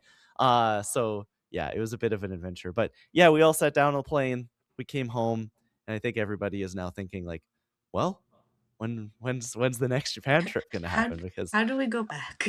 it was a Wait. lot of fun. I had a couple rapid fire questions to do before we get out of here, and I think this will be a good way to touch on some things that maybe we didn't do a big deep dive on. So the first thing I want to ask everybody, what's the best thing you ate while you were in Japan? Verity, I'm going to go to you first because we didn't talk about it a lot, but on this trip, we had Gab, who's a vegetarian, and you, who are celiac. So you actually ended up eating alone quite a bit because you couldn't eat where the rest of us were eating. But what was the best thing that you as a celiac found and ate while you were in Japan? I think yeah, it was definitely hard, but I think hands down, without a shadow of a doubt, the best place I ate. I didn't actually have to eat alone this time. I was with Lauren and Tom. It was in Kyoto, and it was after the monkey park. And I said to Tom, and I was like, hey, I really want to try this place. Lauren also seemed up for it. And it was this Wagyu steak place. And it was like in a really random part of Kyoto, really small restaurant. And we went there because they catered to people who were gluten free. And I thought, amazing. And I was like, thank you guys so much for eating. Like, I'm sorry if it's not going to be like that good. Like, I really apologize. We had it. That meat melted in my mouth. I had it on like rice. It was literally Wagyu beef, rice, caramelized onions. And I think that was a life changing meal for me. Hands down. So good. And to make it even better, the owners, who were a husband and wife, were the loveliest people known to man. They talked to us. They were really accommodating for me, obviously, because of my allergies. But then they asked us where we're from. Me and Tom said, like, oh, we're from London. She was like, oh, I lived there like 20 years ago. I was like, oh, that's so cool. Where did you live? A lovely bit of back and forth. We took a photo with them, and they gave us fans. They let us pick different fans each whilst we were there. Nice. Like, genuinely such, not just great food, but like great hospitality as well. I found the hospitality just across the board. All like any service worker, restaurant, like even just like combini cashier, like everyone was super. Just the people in general, very very nice. I could see them being like rolling their eyes. Oh, more tourists! Like, oh my gosh! Like, there's so many of you. But no, everyone was super friendly and super nice. And I think there's a few stories like that each of us had interacting with somebody there. It's like these people are very very friendly. Gab, what was the best thing that you ate while you were in Japan? It's rapid fire, Tom. I'm sorry. No, it's okay.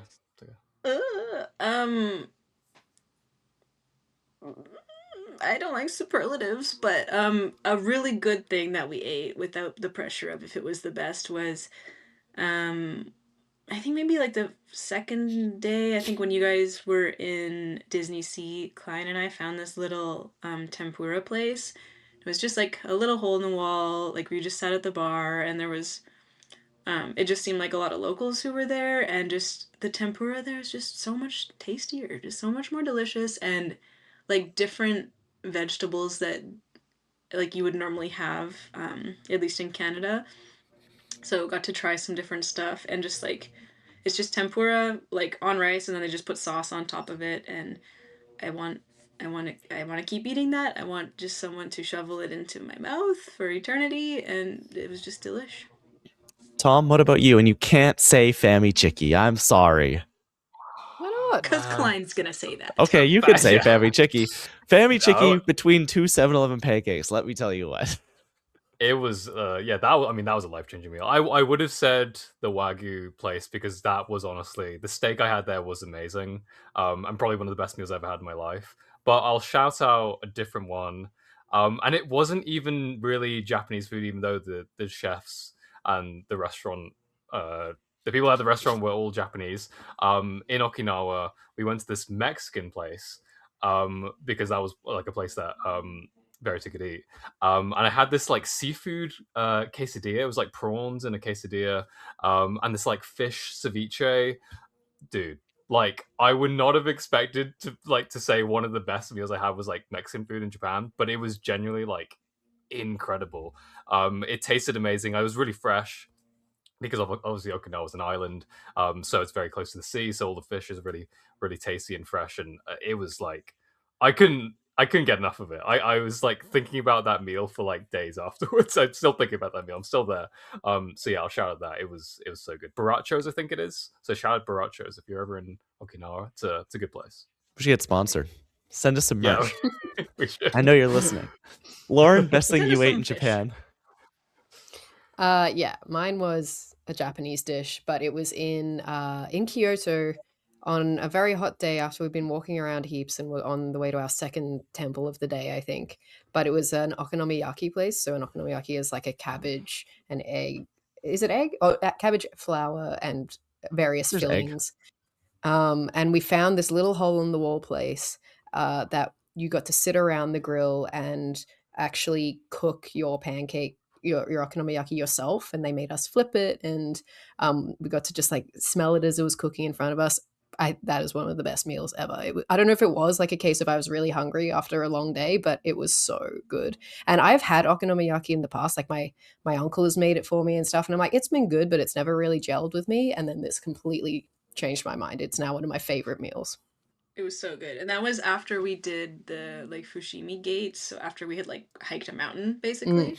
Yeah, we were hungry. So we were pretty hungry, and that was when we were with our friend that we made from our cooking class. I'm so sorry, Verity, that you couldn't experience that with us. They did.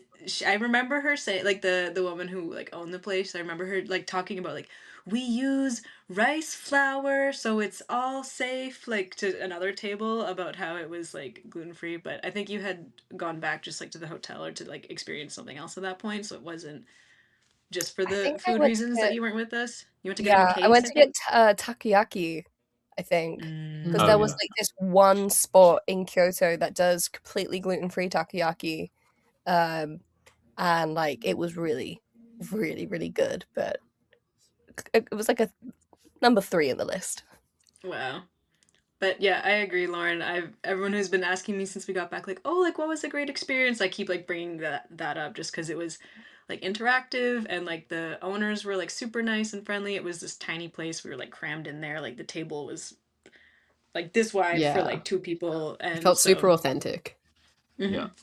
and tasty. What was yours, Best thing Connor? I ate was in Kyoto as well. Seems Kyoto, great food scene.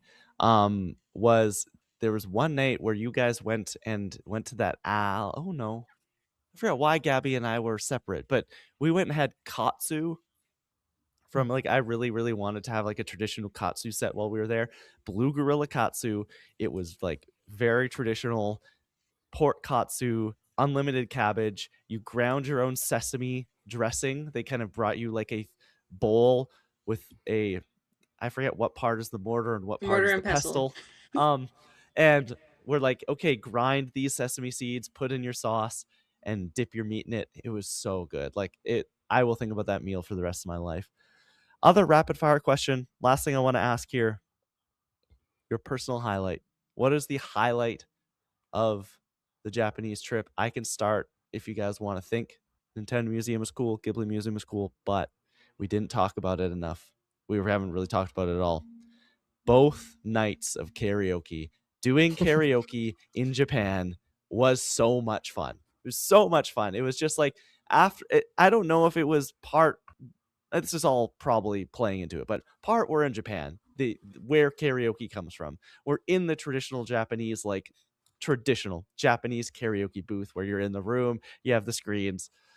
But all these 2 weeks, it was just go, go, go, go, go, go, go. And we didn't have a lot of time to like just like relax and sit around and um it was just we were on our feet a lot. And so to be in the karaoke room where we're just like singing and just having fun, and it was late at night and there was unlimited drinks, which was fun.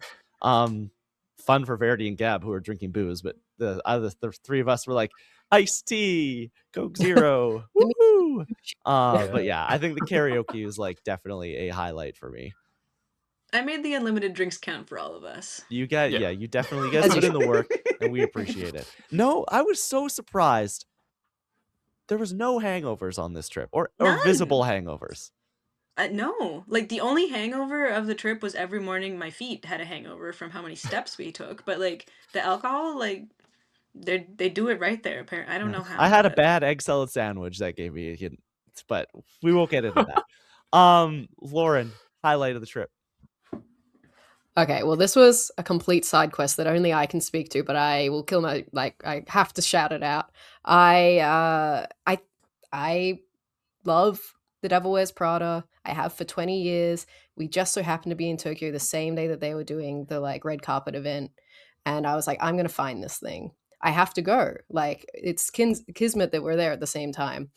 Nowhere did they post where this was happening. And then on the day, I saw a social media picture of the setup of the red carpet, and I was showing it to Tom, and I was like, well, this is where it is. Like, I can't read any of the language. Like, I don't know where. And so I identified the buildings in the background. I was like, I think it's here. And I did like a side by side of where they like typically hold premieres in Tokyo. And I'm like, that's it. I'm just going to go look. Got there. It was there. I am a private investigator, apparently. And yeah, I did get to, I wasn't very super close to the action, but I did get to see Meryl Streep and Hathaway interacting with the fans, doing a Q&A. And that was just like, it's kind of hard to beat Meryl Streep and Anne Hathaway. Like, that was something that like I've been building up to in my life for 20 years now. So that was kind of an awesome side quest for me and was definitely a highlight that I'll always be thinking about. I was describing your process of finding the location to my parents yesterday, and I think everyone at the table was like, Lauren's a magician. Don't Like, get on her bad side. How is this possible? She'll find you. If I want to go somewhere, I'm gonna find it. She will find you. The question is, do you have your tickets for The Devil Wears Prada 2 yet? Like, not physically paid for, but I know when I'm going. Okay. Yeah. Some We're all fan. booked. Yeah, it's happening. We got ours today, so I'm just saying. That's good. Verity, personal highlight of the Japan trip. I mean, I would say baseball, but we've already gone a lot into it, and it really was a highlight. But like a general sort of experience. Sorry to the three main cast of the Controller Club. Me and Gabby had a little duo sort of day, and I was because gonna say the same thing. you guys were with Aaron. Oh, And I think it was like in the evening, like we went back to the hotel because we both we found a place that we could both eat at. It was like vegan and gluten free, so we were like, amazing, like let's have this takoyaki together. So you got ready, and like we went into Osaka at nighttime, and it was first of all crazy busy, but I don't know why. I think it was like the hysteria of it being like almost the end of the trip, and like we were so tired. Everything was so funny. And we were like taking all these pictures, just being a bit silly. There was a school like student like with a thong on his face. Don't know why or the where, but it happened. And yeah, we walked along this place, and that was the same day we went to karaoke. But overall, it was just like a really, really nice experience, especially because like obviously I haven't like met you guys like properly before this trip, so it was like a nice little bonding exercise. Gab, Yeah, same there were answer. definitely well, there were a few side quests where like the Controller Club gang went off to do something Controller Clubby, and Verity and I were like, well, we don't have to do everything all together. Like we could go do something else. So I feel like we had a few of those moments. But yeah, that night was really fun in Osaka because we went to that vegan takoyaki place, and it was just this like one woman who was running the whole show, and it was like how many stories was that place? Like 5 or I 6 want to say like stories? 5 stories, like 6 stories. Yeah, just like this really narrow building that was several stories, and you just like on the street, you line up and like you order, and she like makes it, and then all of the other stories were just like seating. But it was crazy because she had her own like make your own drinks back at the restaurant situation. So what you do is like there was a sign that says, okay, was it 100 or 200 yen? I think it was 2. I think all drinks were 200 yen. Yeah, make your own drinks for 200 yen each. And for those who don't know like what yen kind of translates to, I'm just going to translate to Canadian, but like 100 yen is about 80 cents. So like these drinks were under $2. And you make them yourself, and you can make whatever you want. And so basically it was like put your like 200 yen in the basket, and then the sign said like ring the bird, but we were like, does that mean it's like is it a typo mistranslation? Is like ring the bell? But then we get back there, it's one of those like rubber geese, so you have to like honk the bird and it's super loud, and then she like cheers at the front, she's like, thank you, arigato gozaimasu, and then you go and make your drink. So we're making these like drinks, and it has like all the different like spirits. They've got all the like soft drinks, there's beer, like there was every type of drink, and you got to make it yourself, and that means you get to choose how much of what is in there, and it was only 200 yen each, so that was really fun. And then yeah, just that place was really cool. And then I think when we met up with everyone afterwards, they could maybe tell that the drinks were 200 yen. Yeah, maybe. Karaoke then ensued Yeah. a second time. Yeah. That was really fun. I miss you guys. So sad. Tom, we'll close it on you. Your personal highlight of the Japan trip, as the orchestrator of the trip, the mastermind behind it all. Well, I mean, there are so many to pick from. Like, I think we talked about so many of them already, like Nintendo Museum, the Torii Gates. So I'll shout out one that was not expected, was not planned at all. And it happened on the last day that Verity and I were in Tokyo. Basically, the night before, we were in Ginza, I think, because we were eating there, and we were walking on our way back, and we were in the station, and I noticed a sign for an exhibition for the anime Dandadan, and it was like this like kind of behind the scenes look at the show. And going into the trip, I was like, if there's merch for either Evangelion or Dandadan, I have to like, and if it's good, like I have to pick it up. And throughout the trip, I hadn't really seen any great Dandadan merch or seen any Dandadan related things. So the fact there's a whole exhibition, I was like, I have to check this out. So I like on a whim the next day, like went to the exhibition. Like I wasn't able to book the tickets, so I was like just hoping that I was able to like make it in. Luckily, they had tickets on the door, so I was able to go in, and it was just like so cool to see like the process of making the show and how they use like a lot more 3D animation to make the show than I expected, and they had all these like giant replica statues from moments from the show, and they also had like a massive merch thing at the end, obviously as well. I will give you this one, guys, for free. I spent maybe about £100 at this Dan exhibition just on the merch alone because there was so much cool merch. They wouldn't let me take pictures of it. So the one bad side of the exhibition, and this is completely my fault.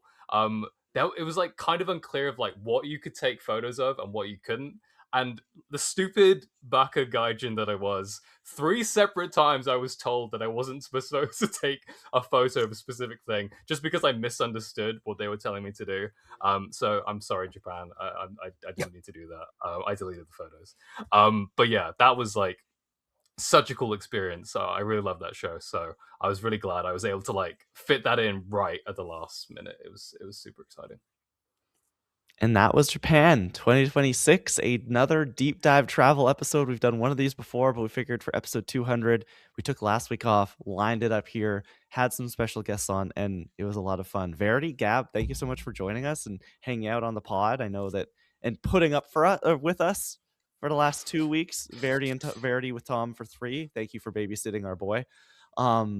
It was so much fun, and yeah, I would not have wanted to spend my first time in Japan with anyone else. And clarifies my first time. Yeah, second time. None of these people are coming back. And it's just it's serendipitous with this being episode 200. Laura and Tom, I know I've said it many times on the show, but like, thank you guys for doing this every week. I know that this we do this out of love. We don't make money from it. It's just something fun that we do. Unless anyone wants to sponsor Controller Club, Microsoft, they're accepting. We're open for offers. That's all I'm Or saying. borrachos, or the Mexican place in Okinawa. One of those two.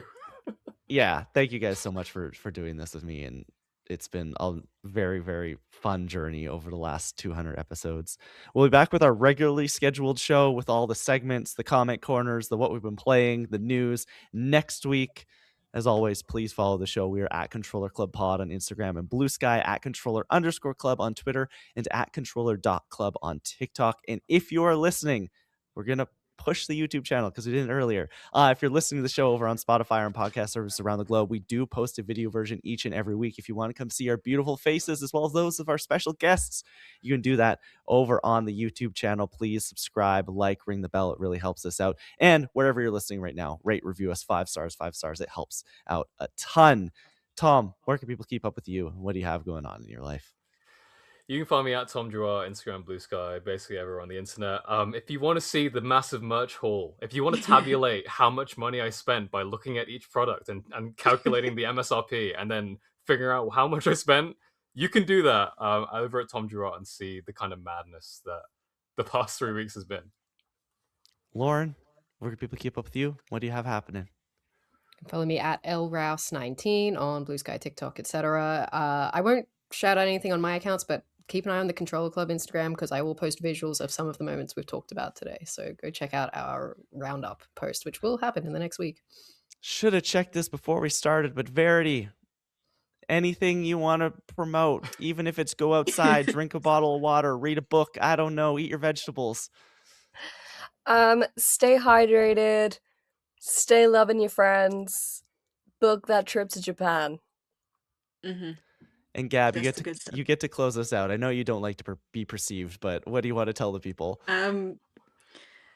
Stay hydrated. Okay, I would like to plug Japanese sunscreen. What are we doing? Why can't we have that technology here in Canada? Like, nice sunscreen here is like $50 and it's like kind of nice. But in Japan, we're at like the konbini, like the convenience store, like $8 ish Canadian. The nicest sunscreen I've ever used in my life. So if you go to Japan, which you should do that, sunscreen. And also every day just wear sunscreen because the sun is a deadly laser. And we promote skin health here. And you can keep up with me everywhere. I'm at the Kleinfeld, TheKleinFelt. That's going to wrap up episode 200 of Controller Club. As always, thank you so much for listening and watching. Now, let's get gaming.